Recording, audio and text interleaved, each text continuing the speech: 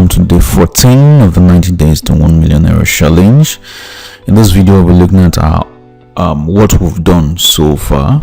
All right, so we've looked at your mindset. That is important for you to have the right mindset, okay, if you want to excel in any business, in any area of your life.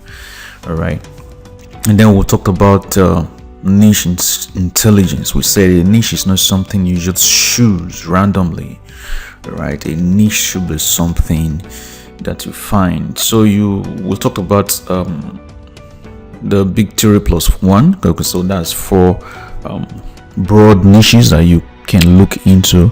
So for instance, you go into the health niche and you discover that a lot of people are asking questions or having issues with goiter, and you can find make research, do research, and find a solution to that.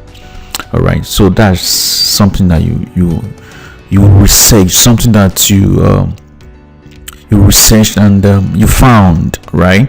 It's not something that you just woke up one morning and say, oh, I'm going to provide solution to people with goiter, right? And that was said is important that you know your customers, okay? Because knowing your customers will help you know the kind of message that you can,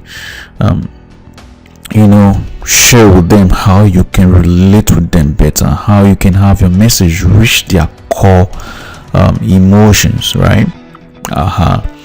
And that was said it's good that you know your competition, okay? You should know your competitors, all right? Because the truth is, you're not the first person who's going to talk about talk about any topic, all right? So if you are the first person talking about a topic, you should be asking some questions. Now, there's nothing so wrong. There's nothing really wrong with you being the first in the market, but it's going to take a lot of guts, okay? There is really no point trying to reinvent the wheel when a lot of people have done the research for you. So you know your competitors, know your competition, all right? And then see what they are actually doing and make it better. All right, the goal of you researching your competitors is for you to know what they are doing and then make it better. Don't copy what they do, develop on it, make it better. And then we'll talk about you developing the content of your product, right? We talked about different means for you to start researching the content of your product, putting the table of content together, how you need to look at different products and the table of content. We actually looked into Amazon and how you can look into the book and see the content, right? The table of contents, and then you can use that to start putting your whole content together, and how you can, pick a topic, go on Google, research it, and use that to refine your table of content and build up on your content for your book or for whatever material that you want to use. Could be a book, could be a video course, whatever it is. That's basically going to help you to develop the content for your training material. All right, and we talked about you naming your product, and we said don't just go with words that look fanciful and because it sounds sexy, right? That you should be concerned about your product title, the name of your product, because it's going to have a lot of impact on the conversion of your product. So we said that your name needs to have a benefit. You should state a benefit, okay? And then we talked about you writing your pre-sale. We said the reason why you have your pre-sale is for people to like you and listen to you.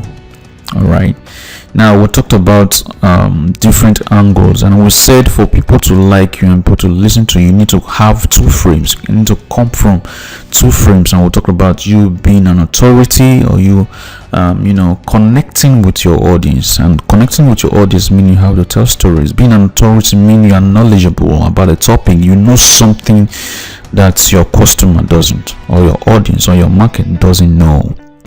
All right, and we said developing your pre-sale content. There are different angles you can come from. All right, different angle how you relate your message to your audience, and we talked about different angles. Okay, and we also talked about the Godfather strategy, all right, which is basically how you can start putting your whole offer together.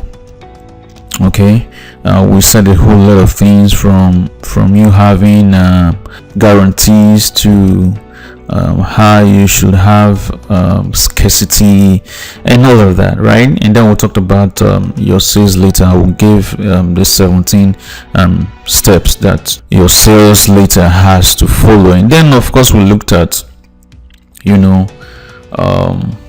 your pages, how you can start putting your pages together using Elementor Page Builder. All right, and then yesterday we talked about your funnel structure and how you should structure the whole of your funnel to start promoting your product. By now you should know that a funnel is a flow. All right, is a flow. So you want to make sure that at each point of the flow your customer is saying yes, I want to read your article, right? Yes, I want to learn more. I want to learn more from you. I see that you know a lot about this topic and I want to learn more. Yes, I'm going to type in my name and email. Yes, I'm going to buy your product. All right, so a sales funnel is a flow, right? And the purpose of you having a sales funnel is to help to increase the sales that you make. That is the ultimate goal of a sales funnel. All right, so today we are going to be looking at what I have done. I've been showing you guys what I have been doing, and what yesterday I told you guys I have some pages left that I need to put together. I've done all that now, so I have all my pages. Okay, so this is the pre-sale. You can see why won't he commit, how a man decides to make you the one. All right, so the person reads and get to here, okay, where I tell learn more about the hero instinct and all that. So they type in their name and email. Okay, and once she types in that, she's going to go to the sales page. So this is the sales page, okay, for this book, all right, for what I'm trying to sell. All right, and you can see that I have two payment options here, which I said you guys need to have. All right, and you can see my guarantee here, and I have bonuses as well. And of course I told you guys you need to end your sales content with a PS, because most persons are just going to scroll to the end of your sales letter to see what is there. All right, so if you click here now, it's going to take you back to the payment options. So once the person either pays through bank or they pay through Paystack. Okay, now they click on these, they are going to go to Paystack, where they are going to have to fill in their details, right, to make payment. Okay, now either they make use of bank payment or they use Paystack. All right, if they use Paystack, they will be redirected to this congratulatory or this thank you page. I know that's what you guys are familiar with. All right, they will be redirected to this page, so it's going to be automated, okay, for people who make payments via or is it called now, via Paystack. All right, for those persons who do bank transfers and all that, we are going to be sending them this page. Okay, and once they come to this page, they are going to type in their name and email for them to have the content sent to them. All right, and you don't just want to use regular slug. Okay, you don't use a name, say thank you page or download page. You want to use different characters for people. So you have to use something that people cannot just guess.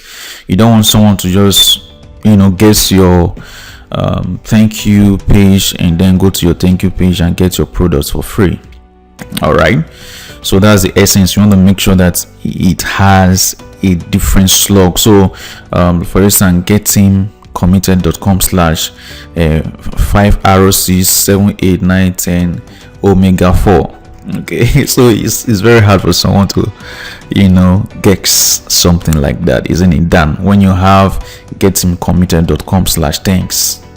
See, it's very, or thanks dash you, because of course when you have it as thank you, right? So you want to edit your slug for your download page. So if someone feels their content here, they are going to go to this page that just says all done. Please kindly check your email. So they are going to receive the whole content delivered to their email, because of course these are digital products, right? I don't need to do anything other than send it to their emails. Okay. And because we said we need to segment it, meaning people who opt in via this opt-in form will be removed from people who opt in via this opt-in form on our pre-sale. Okay, this is for us not to continue to send content or emails to people who have already purchased, that they have to purchase the book. It doesn't make sense, right? And we talked about retargeting, and we said for those persons who doesn't buy, so someone comes to the sales page and we don't know what happens to her. Maybe her phone fell off and the battery fell off the phone. She tried to reboot the phone. After rebooting, she lost access to the page, right? So what happens? That's why we need to retarget the person. So someday the person is just browsing, and then the person will see this page, and we said it has to be a testimonial page. Okay, so you can see basically I just say, don't just take my words for it, see what others are saying about the book, right? So I have the image of the book here, and then I start having testimonials, what people are saying. All of these elements you can find on Elementor. Is just called testimonials elements. Okay, that's what it is on Elementor. And you can see the images here, they look very realistic, right? So you can see that they look like really of course they are real people, right? These are not stock images, so it's not images that you go on Shutterstock or iStock photos to get from.